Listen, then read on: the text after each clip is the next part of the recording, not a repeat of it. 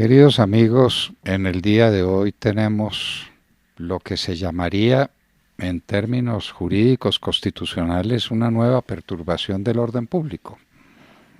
No estamos diciendo, ni más faltaba, que este miércoles vamos a tener heridos, muertos, bombas. No, es que la turbación del orden público no significa eso necesariamente. Para muchas personas hay una identificación entre el orden público y una situación de violencia generalizada. Eso no es el orden público. El orden público, que es uno de los temas más estudiados en derecho constitucional y que enseñábamos en la universidad tantos años y tantas veces, es un conjunto de condiciones externas que permiten el normal funcionamiento de la vida social. Hay orden público cuando se dan esas condiciones y en ciertos aspectos, por ejemplo en el aspecto puramente material, la gente puede ir tranquilamente a su trabajo y volver de su trabajo, la gente puede desarrollar sus actividades normales y el uno va a hacer deporte y el otro va a hacer arte y los viejitos se reúnen a tomar café en el sitio que les gusta y entonces hay una situación general de orden. Los transportadores llevan a la gente a su casa, traen a la gente de su casa. Ese es el orden público, esas condiciones externas en el que es posible el funcionamiento normal de la vida social. Hay perturbación del orden público cuando eso no pasa. Y puede no pasar en muy distintas circunstancias. Por ejemplo, hay situaciones dramáticas, manifestaciones de la naturaleza que turban el orden público. Hay un terremoto espantoso, se caen casas, pasan cosas, las sirenas, entran los bomberos. Uno no puede decir que el orden público está funcionando bien. No, no está funcionando bien. El terremoto no deja que las cosas funcionen bien. Pues la marcha que tenemos hoy supone una perturbación del orden público. Ingenuamente, los que no saben derecho político y derecho constitucional dicen, no, nadie pudo ir al trabajo, pero el orden público funcionó a la perfección, porque para ellos el orden público es la presencia o la ausencia de sangre rodando por las calles. No, esa manifestación trágica y dolorosa del orden público no es válida. Eso no es válido. El orden público se puede turbar sin necesidad de actos de violencia extrema. Si yo no puedo ir a mi trabajo, o si voy a mi trabajo en condiciones muy adversas y tengo que caminar 3 kilómetros, o 5, o 10, o 20 kilómetros, 2 horas, 4 o 5 horas, el orden público está vulnerado para mí. Porque normalmente yo tomaría un Transmilenio, tomaría un bus, tomaría un taxi, tomaría mi carro personal y me trasladaría al sitio donde tengo que ir, y eso es lo normal, y esa es una manifestación de orden público que funciona.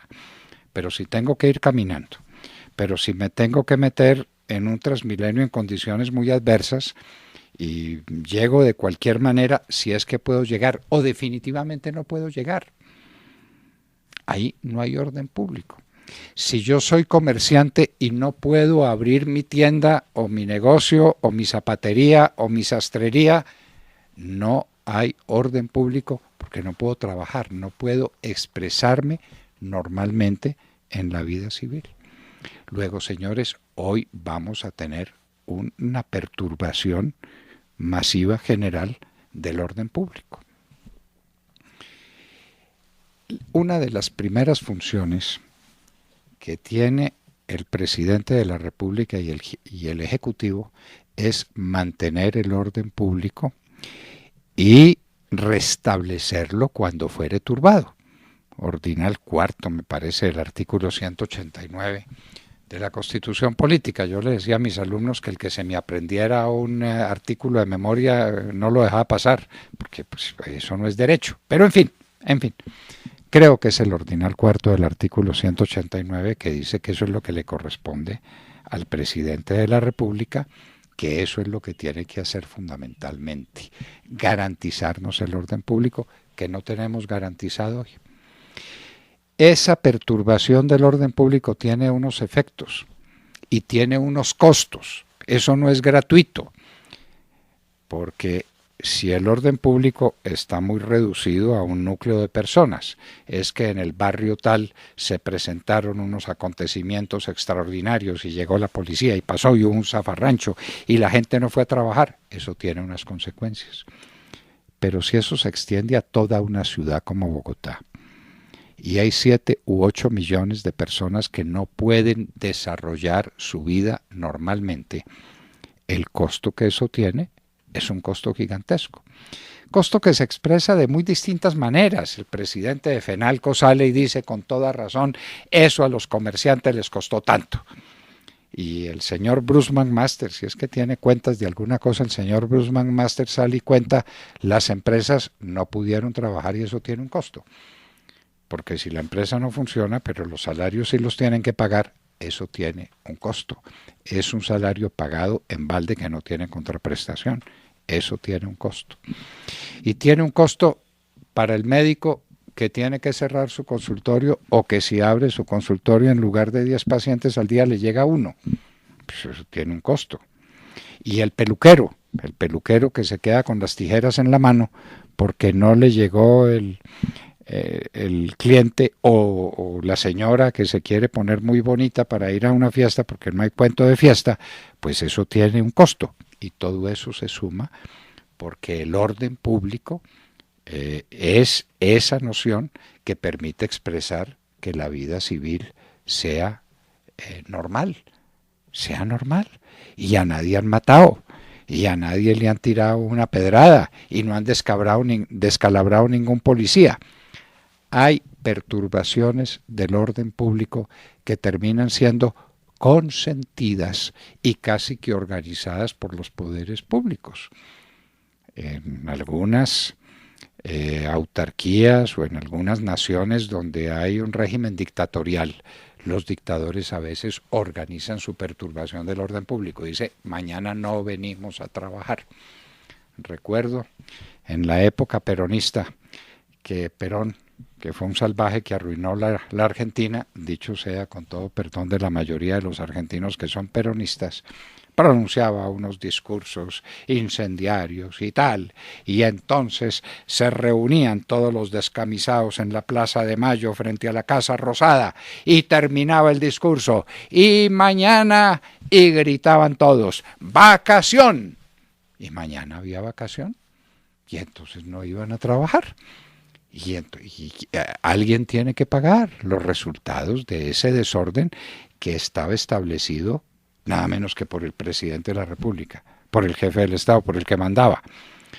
Las fuentes de perturbación del orden público son muchas. Yo les comentaba a ustedes o les ponía de presente el caso del terremoto, perturbación del orden público.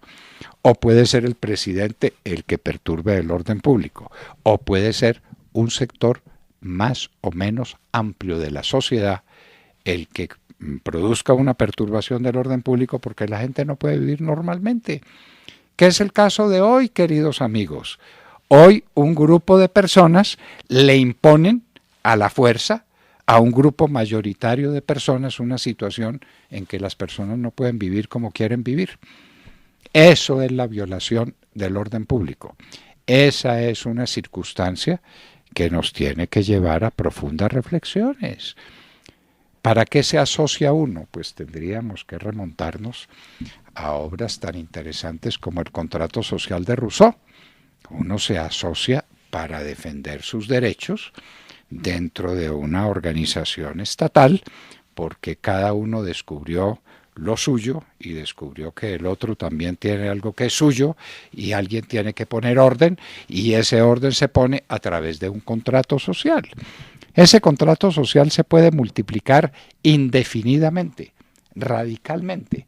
En la sociedad contemporánea, el contrato social es un contrato muy complejo, que yo no lo tengo expresamente con nadie. Yo aquí estoy mirando a mis compañeros de mesa. Nosotros tenemos un contrato por el que trabajamos juntos para una empresa que se llama hora de la verdad. Claro, pero de resto tenemos un contrato no establecido en virtud del cual yo los respeto, ellos me respetan. Yo les permito que trabaje y les ayudo y ellos hacen lo mismo conmigo por fuera de las puras relaciones laborales que nos están uniendo. Ese contrato con 7 millones de personas es un contrato infinitamente complejo.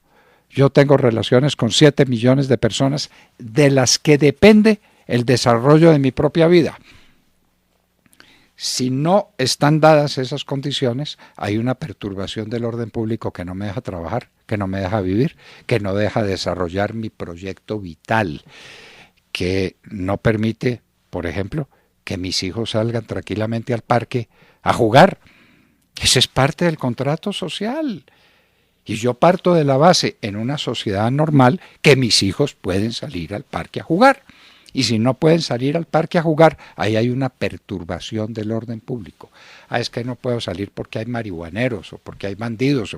Está turbado el orden público para mí. Y nadie me ha matado y nadie se ha robado a mi hijo todavía, pero mi hijo no puede vivir como yo quiero que viva. En libertad, con tranquilidad. El orden público es así. Hoy, queridos amigos, estamos ante un hecho protuberante de turbación del orden público impuesto por una minoría. Los que están marchando, los que están organizando estas cosas son una inmensa minoría. Dijimos que Bogotá tiene 7 u 8 millones, nunca sabremos nada, porque como el DANE no nos ha dejado saber cuántos somos, pues no tenemos idea cuántos somos, pero no importa, 7 u 8 millones de personas, y resulta que marcharán hoy 10.000, 20.000. La última marcha que nos hicieron, nos dijeron que iban a marchar 1 millón de personas. ¿Se acuerdan ustedes? Eso fue el 27, 28 de noviembre, muy bien. 1 millón de personas y marcharon 10.000. Y esas 10.000 personas sobre 7 millones, ¿qué hicieron? Que no dejaron vivir a las otras 6.990.000 personas. Y uno se pregunta, ¿eso es normal? ¿Eso es aceptable? ¿Eso es tolerable dentro de un orden jurídico? Porque es que nos dicen y se les vuelve la boca agua, es que Colombia es un Estado de Derecho. ¿Qué quiere decir que es un Estado de Derecho? Que la ley está por encima del gobernante y que uno puede desenvolverse libremente en la sociedad protegido por ese orden jurídico. Si 10.000 personas o 5.000 o 20.000 o 40.000, no importa, le imponen su voluntad a 7 millones de personas que hay, violencia, y una violencia organizada y una violencia tolerada en la que uno no puede vivir, porque si a estos 10.000 les da por hacer una marcha cada semana, pues nos mataron a todos. Acabaron con todos, acabaron con las fuentes de empleo, acabaron con los colegios, acabaron con la vida normal, con la vida ordinaria. Señores, hoy, 4 de diciembre, hay una perturbación masiva del orden público, tolerada por el gobierno nacional e impuesta, en parte, por el uso legítimo de un derecho, que es el de la protesta. Magnífico, ejerzan su derecho. Lo demás es violencia física, lo demás es un orden irregular, anormal, impuesto por una minoría a la inmensa mayoría de los colombianos, de los bogotanos en este caso. Y uno se pregunta, ¿hasta cuándo esa inmensa mayoría va a tolerar que una pequeña minoría lo siga mandando?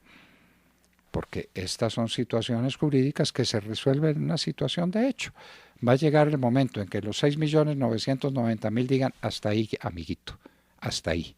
La próxima marcha se la voy a impedir yo y voy a salir a la calle y voy a armar una pelotera donde yo, mayoría, voy a mandar, o un grupo suficiente de personas que se sientan amenazadas, que es acudir a las vías de hecho. El que está acudiendo a las vías de hecho es el que no me deja vivir en paz, el que está turbando el orden público, el que está marchando no dentro de los límites legítimos de la protesta, sino que está marchando contra mis derechos a vivir en paz, a vivir tranquilo.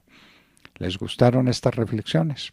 Mediten en ellas, queridos amigos, hasta dónde la inmensa mayoría de la gente de Bogotá va a permitir que se le turbe el orden público en su contra, es decir, que no pueda vivir tranquilo, que no se pueda desarrollar tranquilo, por una minoría audaz, por una minoría que no es pacífica, violenta y que se le impone a la inmensa mayoría de la gente.